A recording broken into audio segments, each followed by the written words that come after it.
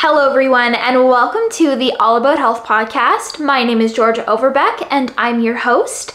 Today's episode is actually going to be a part 3 to a series that I have been doing for a couple of months now, and this is called Simple Acts to Save Our Planet. If you haven't listened to the first 2 episodes yet, I definitely would recommend, just because there are so many good reminders or new things that can be learned in those episodes. I know that I definitely got both of those from creating those last 2 episodes, and so I'm really excited to see what I can learn in today's episode as well. How this series got started was a couple months ago. My mom bought me a book called Simple Acts to Save Our Planet by Michelle Neff.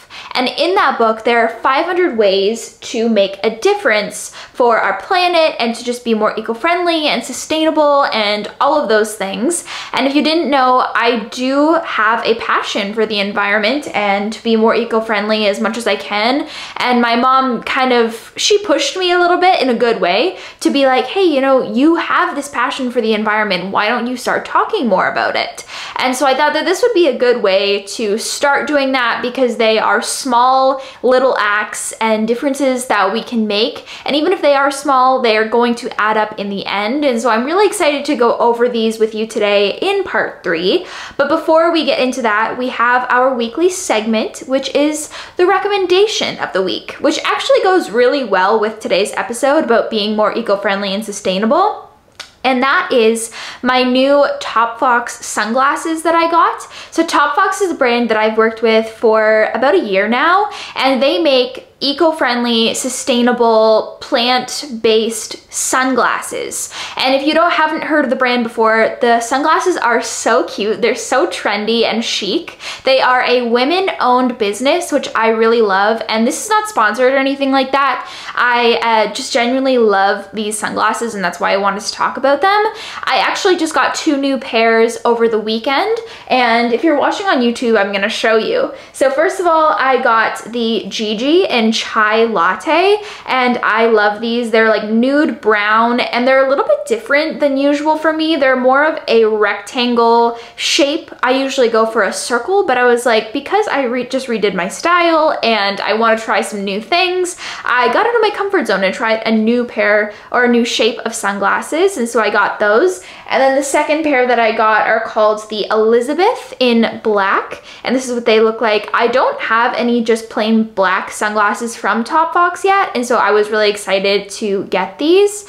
Speaking of my other sunglasses that I got from Top Fox over a year ago, they are so durable. I've had them again for a year, and there has been no discoloration, no scratches or marks or anything. And I brought them with me to Hawaii, to the beach, just in our backyard, traveling, and they've totally held up. So they definitely are great quality sunglasses. And so if you're looking for new sunglasses, or if you want to support a women-owned, more eco-friendly, more sustainable business, then I definitely would recommend to check Top Fox out. It's TOPFOXX, and I do have a discount code, which is just my name, Georgia, for you to save, I think it's 15%, maybe 20%, but you'll definitely save something. So I definitely recommend if you're looking for a new pair of sunglasses. It is August, so there's still some time while the sun is out, while it's still summertime, to get a fresh pair of sunglasses. And that is my recommendation of the week. So let's get into today's episode talking about simple acts to save our planet. I'm really excited. So the first act is eat what's in season. When you choose to eat with the seasons, you're automatically choosing local food, which boosts the local economy, cuts down on greenhouse gas emissions, and provides a host of benefits for your body. Eating with the season will also help you eat mindfully. I totally agree with this, and this is something that I try to do as much as possible. For example, right now, the berries here in British Columbia are incredible. There are blackberries growing everywhere, and so over the past week, I've been eating so many blackberries. Then there's also like blueberries and raspberries and strawberries, and they're all so delicious. Other things that are in season right now are like corn on the cob, which amazing, peaches, asparagus, like think of all those summer fruits and vegetables, watermelon, all of them, they just taste so good in the summer, especially when they're in season.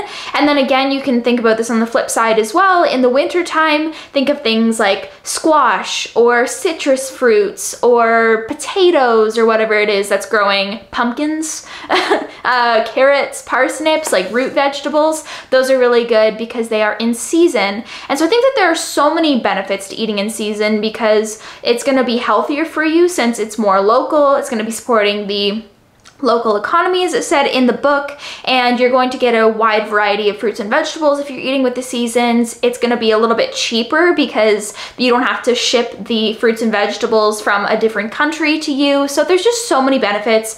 I love eating in season, and I hope that you do too. And if you don't, go to your local either grocery store or a farmer's market and see what's in season, see what's been grown in your area, try it out, and it's gonna be so delicious, I can promise you that. Number 2 is to paint walls a pale color, so you will need less artificial light. This will help reflect the natural light, so you'll be less dependent on artificial light. This will also help keep your home cooler in the summer months, meaning less reliance on air conditioning. I did not know this. I had no idea that that was a thing. My room is like a light cream color. This is just a rental house, so I obviously didn't choose that. But I guess that's true. Like the lighter your space is, the less you're gonna need dark lights on. So that does make sense to me, but something that I didn't know. Number 3, grow flowers to give to friends. Plant flowers in your garden so that when a special occasion rolls around, you'll have fresh, homegrown flowers to share instead of buying them from the grocery store. Gifting flowers you grew yourself is very thoughtful. I love this idea. I love fresh flowers. I think they're so beautiful any time of year. I think they just lighten the mood. I think they bring some good vibes. They bring in nature to your space, and so I definitely love that idea. Actually, just yesterday, my dad, he picked some fresh hydrangeas from our backyard, and now we have them in our kitchen, and they're just gorgeous. They make the kitchen smell so nice. They're so beautiful, and I definitely love this idea of giving them as gifts as well. Number 4 is to switch to LED lights. One LED bulb will lower greenhouse gas emissions by almost half a ton compared to incandescent and compact fluorescent bulbs. You'll bring down your energy bill and help the environment at the same time. Next, put your money where your heart is. Support companies with eco-friendly policies that help curb the destruction of our ecosystems. This is something that I definitely try to do. I try to support companies and buy from companies that do give back to the environment or are made in more eco-friendly, sustainable ways. Like we were talking at the beginning about Top Fox. I love that I am affiliated with that brand because they definitely have very similar beliefs and morals that I do. Next is don't use blinds in your home. Heavy curtains will keep in more heat during wintertime as well as keep the sun out during summertime. This will make your home more energy efficient and prevent waste since most blinds are made out of plastic. I didn't know that. I do have blinds in my room, but again, this is a rental house, so it's something that I'm gonna have to keep in mind when we get a house one day and I'm decorating it.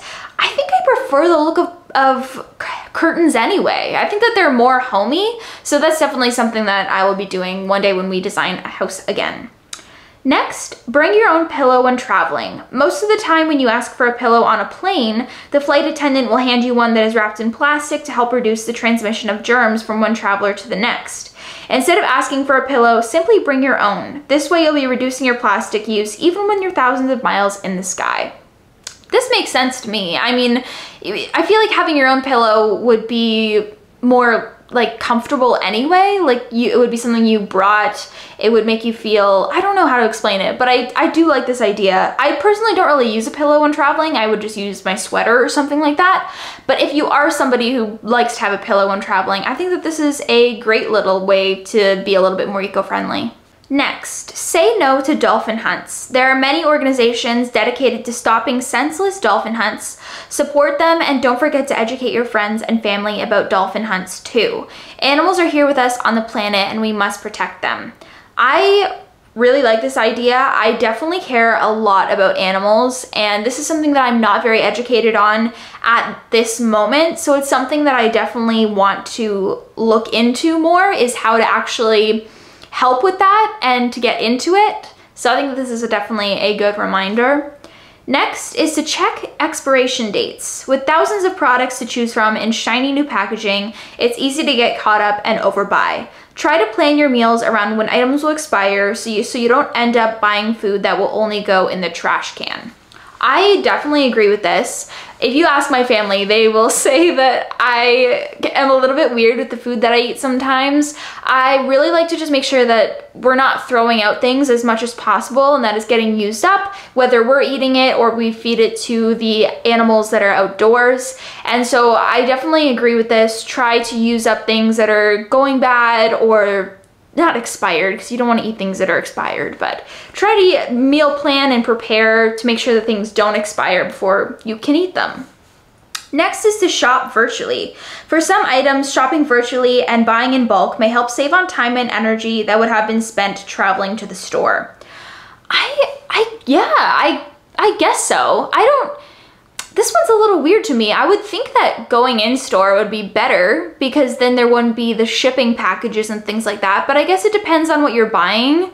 Maybe, I don't know about this one. Maybe it depends on where you would be shopping. Like if it was a store that was coming, that you need to go an hour away to get one thing, then yeah, that makes sense to me to buy it online because then you're reducing the amount of gas and driving you have to do, because then a delivery truck is going to come and deliver it anyway. I guess I could see that. I feel like I need to wrap my brain around it a little bit, but yeah. Next, order small portions. Have you ever thought about how much food waste is associated with dining out? People often order a 3-course meal and then get full halfway through. When you're at a buffet, the instinct is to fill your plate high to get your money's worth, but both of these scenarios often end with perfectly good food being thrown away. Order only what you can eat. I definitely agree with this. Or you can always get it to go, like to take it home and have later. I think that that's also a good idea, but definitely try your best, this is what I do, to not throw away or just leave food on the plate. At least bring it home with you or give it to somebody else at the table if they want it. Next, only run your dishwasher when it's full. It may be tempting to get dishes clean as soon as possible, but in actuality, if you run your dishwasher only when it's full, you'll help save on energy and water. This is something that I always try to do. I feel like maybe if you live on your own or if you don't use many dishes, then it would be a little bit more annoying to wait until it's full because you don't use things as much. In our household, since there are 5 of us, we always have the dishwasher full when we run it. This is something that I think just a little bit of planning ahead would maybe go well with, like making sure that your dishwasher is full before running it. Just a little reminder and something to try next time. Next is to brew your own coffee. Can't go without coffee? Skip your morning Starbucks trip and instead bring your own mug with you to the office. Think of all the cups you'll save even in just a month.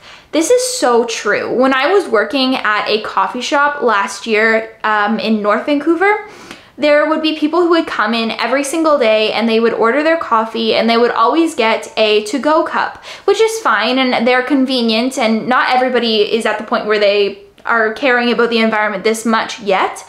But I think if this is something that you are aware of, bringing your own coffee mug is a great idea. Even when I worked at the coffee shop last year, if people would bring their own cup in, they would get 25 cents off of their coffee. So there is, even if you don't get something back from it, there's going to be an impact on the environment, which is even better than monetary value to me. Next. Don't go to the grocery store hungry. Easier said than done, but this is a key to preventing food waste. Try to jot down a list of items needed at the grocery store so you don't end up picking up food that will sit in your freezer for months on end or go to waste. This is something that I have been doing since we've gotten here to BC, really. I make out a list of everything that I need for that week, and then I just stick to the list. And it's been helping me so much to make sure that I have everything that I need so my meals can be made. Like I'm not using up excess things or not using certain things, but also that I don't overbuy on other things that I don't need for that week. So overall, it all works well together. Okay, this next one is actually so helpful. It's something that I've been thinking about for a really long time, and I think that this is a great idea. So it says, return containers for fruits and vegetables to the farmer's market. If you buy items like berries or tomatoes in little plastic containers when you go to the farmer's market, return Remember to return the containers the next time you go. This way they will be reused and not end up as trash. Or better yet, bring your own containers. This is such a good idea because we buy so many fruits and vegetables, and I do have reusable bags for like some of the produce, like tomatoes and peppers and things like that. But with berries, they come in the plastic containers. Like you can't buy them without that. And so for a really long time, I've been thinking like, what can I do to reuse these? And this is a great idea. I'm gonna have to save them next time, and then when we go to the farmer's market, I can bring them there and hopefully they will be able to use them. This is such a good idea. Next, keep a record of your car trips to see what's necessary. It's often hard to see where our wastefulness lies. Record a diary of your trips, such as to the grocery store and running other errands, and see if you spot a pattern. Perhaps you can combine errands or cut some out altogether. Next, can your own foods. Maybe you have too many tomatoes from this year's harvest and don't know what to do with them all. Preserve this year's crop by canning. Canning is a process in which you place fresh fruits and vegetables in jars and then heat the jars to a certain temperature to destroy microorganisms that can cause food to spoil. Canned foods also make great gifts, and you'll be cutting back on packaging waste. This is something that if you have not done, I definitely recommend trying at least once. We have canned and pickled beets, green beans, hot peppers, pickles, peaches, tomato sauce. It's so fun and so delicious, and you know everything that is going into these canned foods that you're making. And they also, as the book said, make a great gift. When we would have people come over to our house, we would always give them a jar of our pickled beets, and my mom almost became like famous or known for her pickled beets. They are so good. And so it's so fun. I definitely recommend taking a afternoon or a day or a couple hours this summer, and especially if you have a garden and you have excess of something, then this would be something definitely very fun to do. Next, use a stainless steel ice cube tray. If your old plastic ice trays have worn out, replace them with stainless steel. They work just as well and are kinder to the environment. Now, I don't know if this is also a good environmentally friendly option, but we have silicone ice cube trays and they also work really well. It's so easy just to pop a ice cube out and then refill it again after. So again, I don't know if they are on the same level of eco-friendliness, but silicone is also a great option if you want something a little bit more environmentally friendly. Next, use bubble wrap to insulate outdoor container plants from the cold. Got a bunch of bubble wrap from packages but have no idea what to do with all of it? Wrap the bubble wrap around houseplants to keep them nice and snug during wintertime. Next, host a book swap. Get some new to you books while also getting rid of extra books piling up in your home. You'll be recycling old books that otherwise might have ended up in landfills. This is such a fun idea, and something kind of similar to this if you don't have a lot of friends that read books or you don't have enough books to do a swap is we like to go to little book libraries around here in BC, and you can Google and see if there's some around your area as well, but this is something that we started seeing when we were here. And so there's these little shelf houses things around BC, and people just will put their old books in there, and then it's kind of like take a book, leave a book, and it's so fun. You never know what you're gonna find, and you are getting used books, which is amazing because you are recycling them, and then you can put your old books in there as well. And even if there isn't one of these around you, maybe you could look into starting one. This is something that one day when we have a house, I would love to set up a little book library somewhere. I think that would be so cool. I'm going to do 6 more, so I'm just gonna rapid fire them off and then we will end off this episode. So the first one out of the 6, preserve your fruit by making jam. Of course, you can pick up local jam from your farmer's market and help support local artisans, but making your own jam is another cheap and fun alternative. 2, ask restaurants not to include utensils, napkins, and unwanted condiments when ordering takeout. If you're ordering takeout and going home or to the office to eat, chances are utensils, napkins, and condiments are already there. When placing your order, politely ask that they forego items you don't need. 3, cancel your gym membership and use nature as your exercise room. Between cycling, hiking, walking, and running, there are tons of workouts you can do in the fresh air. You'll also cut back on the energy use of workout machines. Go exploring. Number 4, when buying new appliances, make sure to look for the Energy Star label. This means all qualified products must meet specific standards for energy efficiency. 5, use a water filter pitcher or a faucet mount filter. 1 million plastic bottles are bought around the world every minute. Using a filter system in your home will help reduce the need to purchase plastic bottles, which could contaminate our oceans. You could also use activated charcoal sticks, which naturally bond with toxins in water and can be composted after use. And then the last one for today's episode, hit the trails. Appreciate nature by going on a hike instead of using electricity for watching TV or playing video games. Be sure to stay on the trails to prevent erosion. So of course, I do want to mention that not everything in this book or in this episode is going to resonate with you or work with you where you are at in life right now. For me, for example, I don't own a home, or my family and I don't own a home, so there's a lot of things that we can't control renting, or also like how one of those last ones said to cancel your gym membership. That is something that I am not really willing to do, but there are so many other ways and other things that we can do that will impact the environment and make small changes. And as long as as many people as possible are making these small changes, we will see change. And so always just keep that in mind, that little things are going to add up. Even just by listening to this episode and being open-minded, I so appreciate that and I so commend you, and I recommend that you don't stop here. Continue doing research, continue following other influencers or people who know more about the environment and about taking action and all that stuff, and don't stop here. Again, thank you so much for listening. I hope that you enjoyed it. I hope that you learned something. I know that I did. Please make sure to like and subscribe, because we're not even halfway through this book. We have so many more episodes coming for this series, and I hope to see you on those episodes as well. Have an amazing day, and I hope to see you in the next episode.